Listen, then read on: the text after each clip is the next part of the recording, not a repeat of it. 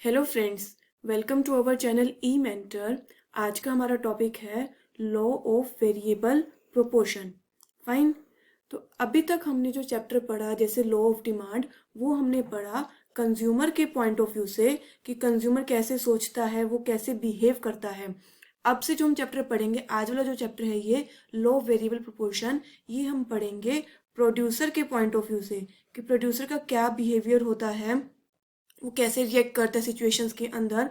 वो सब हम लोग अपने इस वीडियो में डिस्कस करेंगे और उसी से हम लोग डिराइव करेंगे law of variable proportion. So let's start our today's session.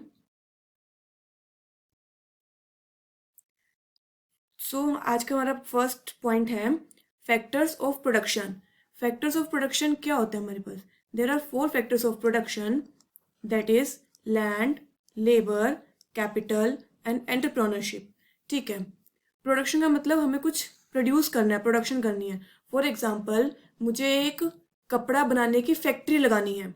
ठीक है, कपड़ा बनाने की अगर मुझे एक फैक्ट्री लगानी है तो उस फैक्ट्री को लगाने के लिए मुझे क्या क्या चीज़ों की रिक्वायरमेंट्स होंगी, तो दैट इज़ फैक्टर्स कि उस कपड़ा फैक्ट्री को लगाने के लिए क्या क्या मुझे फैक्टर्स चाहिए होंगे, उसको मैं कहूँगी फैक्टर्स ऑफ प्रोडक्शन। ठीक है, अगर मुझे कपड़े की फैक्ट्री लगानी है तो पहले फैक्ट्री लगाने के लिए मुझे एक लैंड चाहिए होगी जहाँ पे मैं उस फैक्ट्री को लगाऊंगी। ठीक है, लैंड चाहिए होगी, फाइन। फिर क्या चाहिए होगा मुझे? अब लैंड तो ले ली मैंने, ठीक है, उस पर मशीन्स आएंगी, मशीन्स को खरीदने के लिए पैसा चाहिए होगा, पैसा यानी कि कैपिटल। तो उस पर मुझे क्या चाहिए होगी? कैपिटल चाहिए होगी। पहली एक ज़मीन जहाँ पे मैं अपनी फैक्ट्री को खोलूंगी और कपड़े बनेंगे वहाँ पे, कुछ भी टी शर्ट्स बन सकती है, जीन्स बनेंगी वहाँ पे। ठीक है, उसके ऊपर फिर मशीन्स लगानी पड़ेंगी, मशीन्स होंगी तो वो मशीन्स कहाँ से आएंगी? पैसों से आएंगी, पैसा यानी कि कैपिटल। ठीक है, पूंजी चाहिए होगी मुझे उसके लिए। और अब वो मशीन्स आ गई, मशीन्स को चलाने के लिए लेबर चाहिए होगी। ठीक है, तो लेबर। और लास्ट वन, उस इस सब चीज़ों को मैनेज करने के लिए एंटरप्रेन्योरशिप होनी चाहिए कि मैं उस पर खुद काम कर रही हूँ या किसी मैनेजर को रख रही हूँ, तो वो क्या हो गया? एंटरप्रेन्योरशिप। कि इन सब चीज़ों को मैनेज करने के लिए कि लेबर ढंग से काम कर रही है नहीं कर रही है, कैपिटल मुझे और कितनी चाहिए कितनी नहीं चाहिए, तो एंटरप्रेन्योरशिप। ठीक है, लैंड के बदले आप क्या देते हैं? रेंट। लैंड के बदले मुझे क्या देना होगा? रेंट देना होगा। लेबर को क्या देनी होगी? वेजेस देनी होगी। ठीक है, कैपिटल। कैपिटल अगर मुझे पूंजी है, मेरे पास पैसे नहीं है, तो मैं कहाँ से लूंगी? बैंक से लूंगी। बैंक से मैं लोन लूंगी। लोन लूंगी तो मुझे उस पर क्या देना पड़ेगा? इंटरेस्ट देना पड़ेगा। ठीक है, और एंटरप्रेन्योर वो क्यों काम करेगा? उसको कुछ प्रॉफिट दिख रहा होगा या उसको कोई सैलरी मिलती होगी, तो एंटरप्रेन्योर को हम लोग क्या देते हैं? तो प्रॉफिट, अगर अपनी ही लेबर है तो, या फिर वो सैलरी लेगा अगर हमने किसी मैनेजर को हायर किया हुआ है सब चीज़ों को मैनेज करने के लिए। तो these are 4 factors of production. Question में एमसीक्यू इन्हीं से आता है कि what are 4 factors of production. तो यही है लैंड, लेबर, कैपिटल, एंटरप्रेन्योरशिप। ठीक है, उनको रिस्पेक्टिव हम लोग क्या क्या देते हैं वो हमने लिख लिया। ठीक है, फाइन।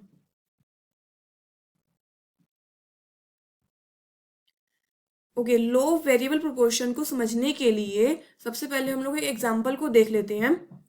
एक एग्जांपल से समझ लेते हैं कि एक्चुअली में लो ऑफ वेरिएबल प्रोपोर्शन है क्या। ठीक है, तो यहाँ पे हम लोग एग्जांपल लेते हैं। सपोज सपोज कीजिए एक गार्डन है। ठीक है, एक गार्डन है ये,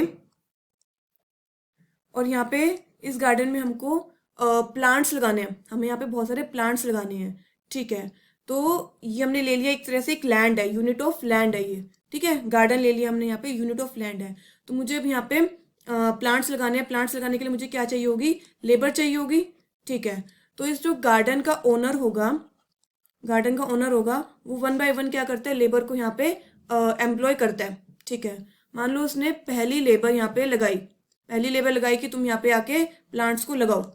इसने यहाँ पे पहली लेबर लगा दी कि तुम यहाँ पे आके क्या करो? प्लांट्स को लगाओ। तो उस पहली लेबर की एफिशिएंसी हम मान के चल रहे हैं 2 की है। मतलब कि एफिशिएंसी को हम यहाँ पे न्यूमेरिक टर्म्स में बोल रहे हैं। ये क्या है? उसकी एफिशिएंसी है। उस लेबर की क्या है? एफिशिएंसी है कि वो मान लो 2 ट्री लगा रही है हर घंटे में, एफिशिएंसी है। तो ओनर ने देखा कि ठीक है, एक लेबर है, वो 2 ट्री लगा रही है हर घंटे, तो ऐसे तो बहुत टाइम लग जाएगा, तो मैं क्या करता हूँ? एक और लेबर को और एम्प्लॉय कर लेता हूँ। तो अब क्या होगी? टोटल 2 लेबर होगी। अब क्या होगी? हमारे पास टोटल 2 लेबर हो गई। और जो पहली लेबर थी उसकी एफिशिएंसी 2 की थी, ठीक है। जो दूसरी लेबर आई ना, सेकंड वन, टोटल 2 हो गई है, सेकंड वन जो लेबर आई उसकी एफिशिएंसी 3 की है, कि वो 3 ट्री लगा रही है हर घंटे, क्योंकि ओनर ने पहले ही बोला था कि तुम अगर अच्छे से काम करके दिखाओगे तो मैं तुमको एम्प्लॉय करूंगा। तो उसने सेकंड लेबर बोला हाँ ठीक है, मैं अच्छे से काम करूंगी, मैं एफिशिएंसी मैं अपनी अच्छी रखूंगी। तो हमने क्या किया, लेबर अपनी इंक्रीज करी, हमारी एफिशिएंसी इंक्रीज हुई। पहली लेबर पे 2 की एफिशिएंसी मिल रही थी हमको, जब टोटल 2 हो गई तो टोटल 5 की हो गई, क्योंकि 2 पहली वाली लेबर दे रही थी और 3 की एफिशिएंसी सेकंड वाली लेबर लेके आई, ठीक है ना। तब ये टोटल प्रोडक्ट हो गया। प्रोडक्ट मतलब यहाँ पे प्रोडक्शन से है कि वो कितना प्रोडक्शन कर रहे हैं, वो कितने ट्री लगा पा रहे हैं, ठीक है। मार्जिनल का हमने पहले ही पढ़ा ये चीज। मार्जिन मतलब एक एडिशनल लेबर और आई तो कितना एफिशिएंसी लेके आ रही है, वो एक एडिशनल लेबर जो आ रही है वो कितनी एडिशनल एफिशिएंसी लेके आ रही है। पहली वाली की एफिशिएंसी 2 की थी, सेकंड वाले की एफिशिएंसी 3 की थी, तो टोटल 2 की कितनी हो गई एफिशिएंसी, 5 हो गई, ठीक है। तो उन्होंने सोचा कि नहीं, अभी भी हर घंटे सिर्फ 5 ही ट्री लग पा रहे हैं तो कम है ये, मुझे एक और लेबर और एम्प्लॉय करनी चाहिए, ठीक है। ये तीसरी लेबर भी लेके आ गया। तीसरी लेबर की एफिशिएंसी पहले वाले से ज़्यादा थी, क्योंकि उसने बोला था उसको कि मुझे तो एफिशिएंसी अच्छी देगी तो मैं तो को एम्प्लॉय करूंगा, ठीक है। उसने बोला हाँ मैं अच्छे से काम करूंगी। तो वो 4 ट्री लगा रही है हर घंटे में, 4 ट्री लगा रही है हर घंटे में। तो टोटल कितने ट्री लग रहे हैं हर घंटे में, 9 लग रहे हैं। 2 पहले वाली लेबर लगा रही थी, 3 सेकंड वाली, और ये 4 लगा रही है थर्ड वाली लेबर, ठीक है। अब फोर्थ लेबर, अब कौन सी आ गई, फोर्थ लेबर आ गई। फोर्थ लेबर 5 ट्री लगा रही है हर घंटे, 5 ट्री लगा रही है हर घंटे। तो टोटल कितने लग रहे हैं हमारे पास, 14 ट्री लग रहे हैं। 2 + 3 + 4 + 5, ठीक है। हमने ये यहाँ पे लेट कर लिया, ये आइडल रेशो थी किसी गार्डन में, इस गार्डन में काम करने की ये आइडल रेशो थी कि 4 वर्कर्स उस पर काम करेंगे तो एफिशिएंसी अच्छी रहेगी। 14 की क्या रहेगी, मैक्सिमम एफिशिएंसी रहेगी है, मतलब कि हर घंटे 14 ट्री लग रहे हैं। ये हमने आइडल रेशो मानी थी कि 4 लेबर उस पर काम करेगी तो वो अच्छा रहेगा उस गार्डन के लिए, ठीक है। लेकिन ओनर सोचते हैं कि नहीं, मेरे को ना और लेबर लगानी है। अगर ओनर अभी भी और लेबर एम्प्लॉय करता है तो अब क्या होगा, लेबर बढ़ती जा रही है, एरिया ऑफ लैंड उतना ही है, क्योंकि हमारे पास लैंड उतनी ही है, एक गार्डन वही है, एरिया ऑफ लैंड उतनी ही है। अब उसने क्या करा, 5वीं लेबर को लेके आया। तो 5वीं लेबर क्या देखती है, अरे पहले वाले लोग तो काम कर ही रहे हैं ना अच्छे से, मैं थोड़ा काम कम काम कर लूंगा तो क्या फर्क पड़ेगा। मतलब अब ये काम से जी चुराएगा, जो अगली लेबर आएगी ना काम से जी चुराएगी, क्योंकि वो देखेगी कि पहली वाली लेबर तो इतना काम कर ही रही है ना, उनको करने दो। तो जैसे जैसे हम लोग अपनी लेबर को बढ़ा रहे हैं ना, क्योंकि हमारी गार्डन उतनी है, हमारा एरिया ऑफ लैंड उतना ही है, ये कांस्टेंट है। जैसे जैसे हम अपनी लेबर को बढ़ाएंगे, हमारी जो एफिशिएंसी है वो आगे आगे क्या होती रहेगी, अब डिक्रीज होती रहेगी। नेक्स्ट रो लेवल पे एफिशिएंसी डिक्रीज होती रहेगी, ठीक है। अगर उसने अब छठी लेबर और लेके आया, छठी लेबर और लेके आया तो उसकी एफिशिएंसी और कम आएगी। क्यों, क्योंकि वो देख रही है कि पहली वाली लेबर काम कर रही है, अभी लोग बातें करेंगे, लेबर ज़्यादा होगी उस एरिया के अंदर, इस पर्टिकुलर गार्डन के अंदर लेबर ज़्यादा होती जा रही है, 6 लेबर हो गई है। तो अभी लोग क्या करेंगे, काम कम करेंगे और बातें ज़्यादा करेंगे। अब बातें ज़्यादा होंगी तो काम कम होगा, एफिशिएंसी कम होती रहेगी। 7वीं लेबर जब आएगी एफिशिएंसी 0 की हो जाएगी कि ये तो काम करेगी ही नहीं आके, और 8वीं लेबर तो क्या तक करे कराए काम को भी बिगाड़ ही दे। तो इससे हम लोग कहना चाह रहे हैं कि जैसे जैसे हम लोग स्टार्टिंग में, जब हमारे पास एरिया ऑफ लैंड ज़्यादा था, एरिया ऑफ लैंड ज़्यादा था और लेबर कम थी, लेबर सिर्फ एक थी, तो जब हम लोग तब लेबर को बढ़ा रहे थे, यानी कि यहाँ तक जब हम लोग तब लेबर को बढ़ा रहे थे तो एफिशिएंसी हमको बढ़ी हुई मिल रही थी। ये एक आइडल रेशो थी 4 की हमने जो ली थी। उसके बाद जब हमने लेबर को इंक्रीज किया तो हमको एफिशिएंसी क्या मिल रही है, कम की मिलेगी। और एक पॉइंट ऐसा आएगा जब आप ज़्यादा ही लेबर लगा दोगे उस एरिया के अंदर तो एफिशिएंसी आपको नेगेटिव की भी मिलनी स्टार्ट हो जाएगी। रिस्पेक्टिवली टोटल प्रोडक्ट हमारे पास इंक्रीज होगा। इंक्रीज तो यहाँ तक होगा हमारे पास, क्यों, क्योंकि इसमें जो एडिशन है, सारा एडिशन है ना मार्जिनल प्रोडक्ट का, तो ये एडिशन बढ़ेगा। लेकिन स्टार्टिंग में एडिशन ज़्यादा हो रहा है, पहले 2 का, फिर 3 का, फिर 4 का, 5 का। तो यहाँ पे वाले एरिया में इंक्रीज होएगी हमारे पास total product with increasing rate. Rate क्यों, क्योंकि इसमें इंक्रीजिंग जो मार्जिनल प्रोडक्ट है वो इंक्रीजिंग है, तो वही चीज़ इसमें ऐड हो रही है ना, तो इंक्रीज विद इंक्रीजिंग रेट होगा। लेकिन यहाँ पे क्या होगा, हमारे पास इंक्रीज तो होगा बट डिक्रीजिंग रेट से, इंक्रीज तो होगा बट डिक्रीजिंग रेट से, क्योंकि इसमें जो एडिशन है वो कम कम होती जा रही है, पहले 3 की हुई, फिर 1 की, फिर 0 की, एडिशन कम कम होती जा रही है, और एक पॉइंट के बाद ये हमारे पास डिक्रीज भी होने लग जाएगी। ये क्या हो जाएगी? डिक्रीज, क्योंकि इसमें जो एडिशन है, माइनस एडिशन है मार्जिनल प्रोडक्ट का, वो नेगेटिव है, मार्जिनल प्रोडक्ट हमारे पास नेगेटिव है। ठीक है, तो हम लोग कह सकते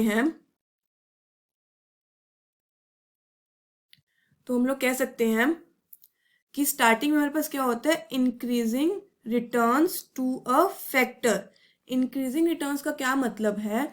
कि एफिशिएंसी इस वाले स्टार्टिंग में हमारे पास जो थी एफिशिएंसी ज़्यादा थी एज कंपेयर टू कॉस्ट।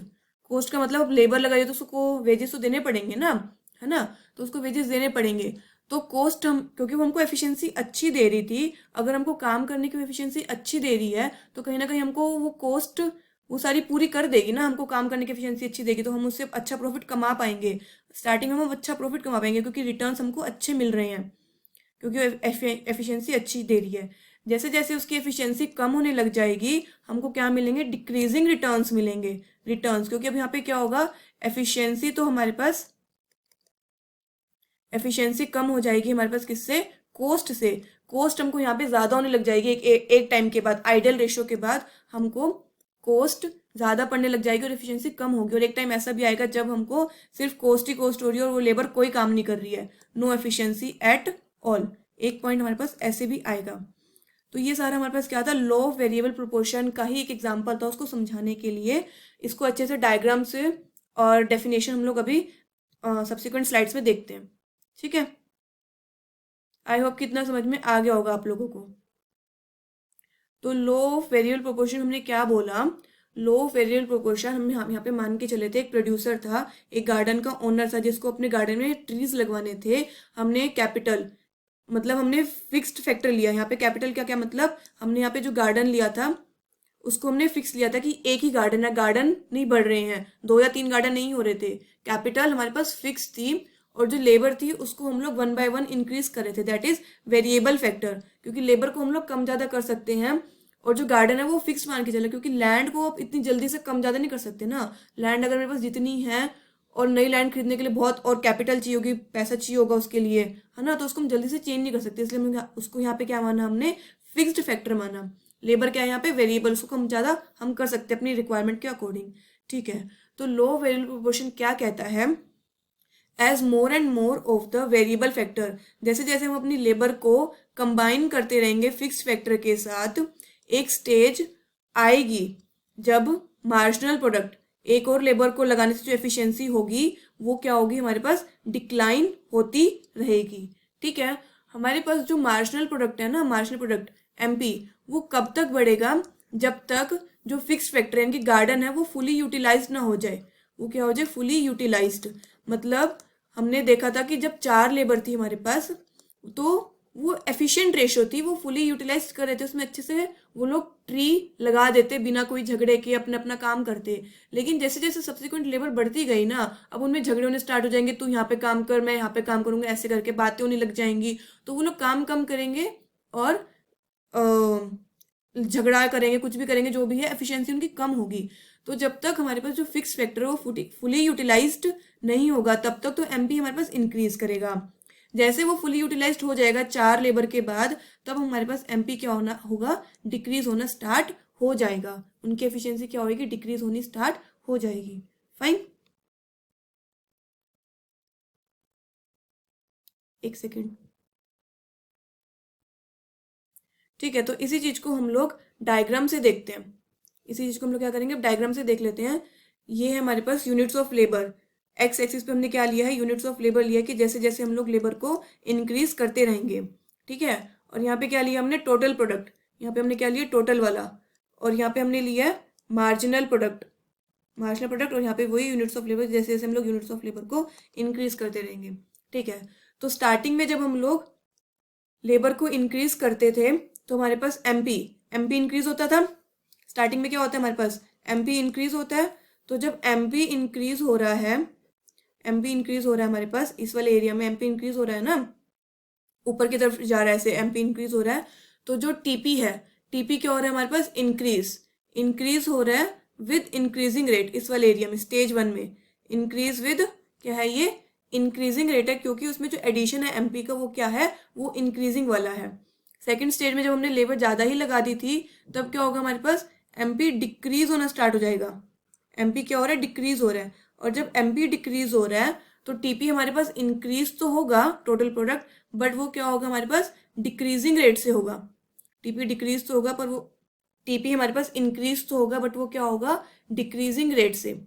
और जब थर्ड स्टेज में हम लोग आ गए थे, जब एमपी हमको नेगेटिव, लेबर हमको क्या दे रही थी, -1 की एफिशिएंसी दे रही थी, तो टीपी हमारे पास क्या होना था, डिक्लाइन हो गया था ना उस टाइम पे हमारे पास, वो 18 से 17 हो गया था, तो टीपी हमारे पास क्या हो गया था, डिक्लाइन हो गया था। तो स्टेज वन कब आती है हमारे पास, एमपी इंक्रीजिंग होता है, TP is increasing at increasing rate. Stage 2 MP हमारे पास डिक्रीजिंग है and TP is increasing at decreasing rate, बढ़ रही है टीपी बट कम रेट से बढ़ रही है। और थर्ड स्टेज में जब एमपी नेगेटिव हो जाता है हमारे पास तो टीपी स्टार्ट डिक्लाइनिंग। ठीक है, ठीक है, फाइन। अच्छा, ये हमारे पास पॉइंट ऑफ इन्फ्लेक्शन, इसको हम लोग क्या बोलते हैं, point of inflection. Point of inflection क्यों, क्योंकि यहाँ पे जो टीपी है ना वो इंक्रीजिंग रेट से चेंज होकर डिक्रीजिंग रेट पे शिफ्ट हो जाता है, तो उसी को हम लोग क्या बोलते हैं, पॉइंट ऑफ इन्फ्लेक्शन। तो कई बार एमसीक्यू में पूछ लेते हैं what is point of inflection, तो वो वाला पॉइंट जब टीपी इंक्रीजिंग रेट से बढ़ना बंद कर दे और यहाँ पे डिक्रीजिंग रेट से स्टार्ट कर दे, मतलब स्टेज 1 का एंडिंग पॉइंट और स्टेज 2 का स्टार्टिंग पॉइंट। ठीक है, तो उसको हम क्या कहेंगे, point of inflection, point of inflection. ठीक है, आई होप कि इसमें कोई डाउट होगा नहीं, ये आ गया होगा समझ, क्योंकि इसका एग्जाम्पल से मैंने आपको अच्छे समझा दिया, उसी को बस ग्राफ में कन्वर्ट कर रखा है कि स्टार्टिंग में टीपी इंक्रीज होता है, फिर सेकंड स्टेज में टीपी हमारे पास डिक्रीज होता है और फिर डिक्लाइन, फिर डिक्लाइन। ठीक है, हो जाएगा ये। ओके,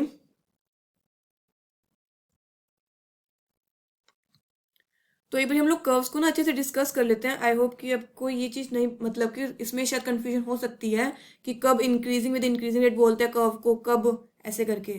तो हम लोग पहले देख लेते हैं इन चारों कर्व्स को कि कब इंक्रीज विद इंक्रीजिंग रेट वगैरह होते हैं सब।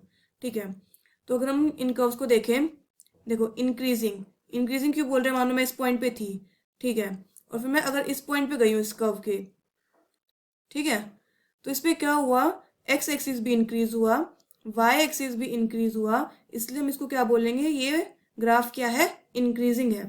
ठीक है, अगर मैं इसमें ग्राफ में देखूँ, एक पॉइंट में यहाँ पे थी और फिर मैं मान लो इस पॉइंट में चली गई, ठीक है, तो यहाँ पे भी यही हुआ, एक्स एक्सिस भी इंक्रीज हुआ, वाई एक्सिस भी इंक्रीज हुआ, इसलिए हमने इसको क्या बोला, इस ग्राफ को भी इंक्रीजिंग, क्योंकि ये ऊपर की तरफ बढ़ रहा है, ये भी ऐसे बढ़ रहा है, तो इसलिए क्या हो गया, इंक्रीजिंग हो गया। अच्छा, डिक्रीजिंग देखते हैं, अगर मान लो मैं इस पॉइंट पे थी और फिर अगर इस पॉइंट पे शिफ्ट हुए, तो इस केस में क्या हुआ हमारे पास, एक्स एक्सिस तो इंक्रीज हुआ, एक्स एक्सिस तो इंक्रीज हुआ, वाई एक्सिस क्या हो गया हमारे पास, डिक्रीज, वाई एक्सिस क्या हुआ, डिक्रीज हुआ। तो अगर एक चीज डिक्रीज हुई तो उसको क्या बोला हमने, डिक्रीजिंग, उसी चीज को हमने क्या बोला, डिक्रीजिंग। ठीक है, इसमें भी देख लेते हैं, तो ये तो इंक्रीज हुआ हमारे पास एक्स एक्सिस, लेकिन वाई एक्सिस क्या हो गया, डिक्रीज हो गया, इसलिए हमने इसको क्या बोला, डिक्रीजिंग। आई होप कितना समझ में आ गया कि कौन सा ग्राफ इंक्रीजिंग है, कौन सा डिक्रीजिंग है। रेट को भी हम देखते हैं 2 मिनट में, और पहले आप ये देख लीजिए कि ये ऊपर की तरफ जा रहा है इंक्रीजिंग, ये भी ऐसे ऊपर की तरफ जा रहा है, यहाँ पे हमारा डाउनफॉल हो रहा है, डाउनफॉल हो रहा है तो डिक्रीजिंग, यहाँ पे हमारे पास क्या हो रहा है, डाउनफॉल हो रहा है, इसलिए डिक्रीजिंग। फिर भी समझ ना आए तो ये 2 पॉइंट्स को बना के देख लेना, अगर तो दोनों ही पॉइंट्स को बनाने पे इंक्रीज इंक्रीज हो रहा है तो इंक्रीजिंग हो गया, एक चीज अगर यहाँ पर डिक्रीज होगी तो हम लोग क्या बोलेंगे, डिक्रीजिंग बोलेंगे। ठीक है, अब हम लोग डिस्कस कर लेते हैं, अब हम लोग डिस्कस कर लेते हैं कि रेट क्या है, रेट क्या है हमारे पास। ठीक है, अब हम लोग रेट को देख लेते हैं, यहाँ पे हमने इंक्रीजिंग रेट क्यों कहा, ये देखो, यहाँ पे जब मैं थी तो इसका जो स्लोप था ना वो क्या था हमारे पास, स्टीप, फ्लैट था, सॉरी, यहाँ पे हमारे पास स्लोप क्या था, फ्लैट था, ऐसे बैठा हुआ स्लोप था। और जब मैं यहाँ पे आई, यहाँ पे देखो कितना खड़ा स्लोप हो गया, तो उसको क्या बोलेंगे, स्टीप। तो जब मैं फ्लैट से स्टीप हुई तो मतलब क्या हो गया, इंक्रीजिंग रेट हो गया, वो क्या हो गया हमारे पास, इंक्रीजिंग रेट। कि पहले मान लो मैं कोई माउंटेन को चढ़ रही थी, मैं किसी पहाड़ी पर चढ़ रही हूँ, ठीक है, पहले मैं बहुत आसानी से चढ़ रही हूँ क्योंकि फ्लैट है कर्व, लेकिन धीरे धीरे वो कर्व है जो वो स्टीप होता जा रहा है, वो खड़ी पहाड़ी होती जा रही है, तो मैं बोलूंगी वो क्या है, इंक्रीज विद इंक्रीजिंग रेट होगा वो हमारे पास। ठीक है, अब जैसे इसमें देखते हैं सेकंड वन में, पहले ये क्या है हमारे पास, स्टीप है, पहाड़ी क्या है, खड़ी पहाड़ी है, यहाँ पे स्टीप है, और जैसे जैसे ऊपर गई ये क्या होता गया, ये फ्लैट होता गया, ये फ्लैट होता गया। तो जब मैं स्टीप से फ्लैट पे शिफ्ट हुई, मतलब कोई खड़ी पहाड़ी थी उससे मैं ऐसे थोड़ी फ्लैट पे शिफ्ट हो गई, तो उसको क्या बोलूंगी मैं, डिक्रीजिंग रेट। रेट क्या हो रहा है, डिक्रीजिंग हो रहा है, उस स्लोप की स्टीपनेस कम होती जा रही है, स्टीपनेस कम यानी कि डिक्रीजिंग रेट होता जा रहा है। स्टार्टिंग में मेरे लिए पहाड़ी को चढ़ना मुश्किल था, लेकिन जैसे जैसे आगे गई मैं, फ्लैट होती गई पहाड़ी, तो मेरे लिए चढ़ना आसान होता गया। तो जब स्टीपनेस या फ्लैट पे शिफ्ट होंगे तो वो डिक्रीजिंग रेट होगा। ठीक है, इसमें देखते हैं हम लोग। यहाँ पे देखो फ्लैट फ्लैट दिख रहा है मेरे को, फ्लैट, ये फ्लैट था। जब मैं यहाँ पे आई, ये स्टीपनेस बढ़ गई, तो ये क्या हो गया, स्टीप हो गया, कर्व। अब हमारे पास स्लोप, फ्लैट से स्टीप, फ्लैट से स्टीप का मतलब इंक्रीजिंग रेट। समझ रहे हैं इस चीज को? अच्छा, और यहाँ पे क्या था, स्टीप था, यहाँ पे खड़ी पहाड़ी थी, और फिर यहाँ पे जब मैं आई तो क्या हो गया, ये फ्लैट। तो जब मैं फ्लैट से स्टीप पे शिफ्ट होंगी तो डिक्रीजिंग रेट, पहले खड़ी पहाड़ी थी और मैं फिर उसके बाद आराम आराम से उतरना स्टार्ट कर दिया, फ्लैट होती गई पहाड़ी, तो उसको मैं क्या कहूँगी, डिक्रीजिंग रेट। ठीक है, तो जब हम फ्लैट से स्टीप पे जाएंगे, स्टीपनेस बढ़ती जाएगी, मतलब इंक्रीजिंग रेट होता जाएगा, और जब हमारे पास स्टीपनेस स्टीपनेस कम होती जाएगी तो वो क्या होता रहेगा, डिक्रीजिंग रेट। ऑल्दो ये वाला स्लाइड एक्स्ट्रा पार्ट था, बट मुझे लगा कि ग्राफ्स को समझने के लिए इकोनॉमिक्स में ये आपको पता होना चाहिए कि कब इंक्रीजिंग रेट होता है, कब डिक्रीजिंग रेट होता है। ठीक है, ओके। तो एक सेकेंड,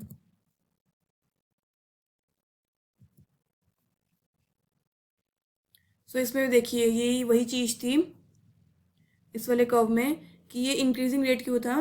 पहले हम लोग यहाँ पे क्या था, फ्लैट था, यहाँ पे कर्व क्या था, फ्लैट था, और जैसे जैसे ऊपर गई क्या हो गया, स्टीप होता गया, ये स्टीप होता गया ना, तो इसलिए हमने बोला स्टार्टिंग में क्या है, इंक्रीज विद इंक्रीजिंग रेट। ठीक है, अब यहाँ पे देखो, यहाँ पे वही स्टीप है, स्टीप है यहाँ पे कर्व, और स्टीप से फिर ये क्या होता गया, फ्लैट।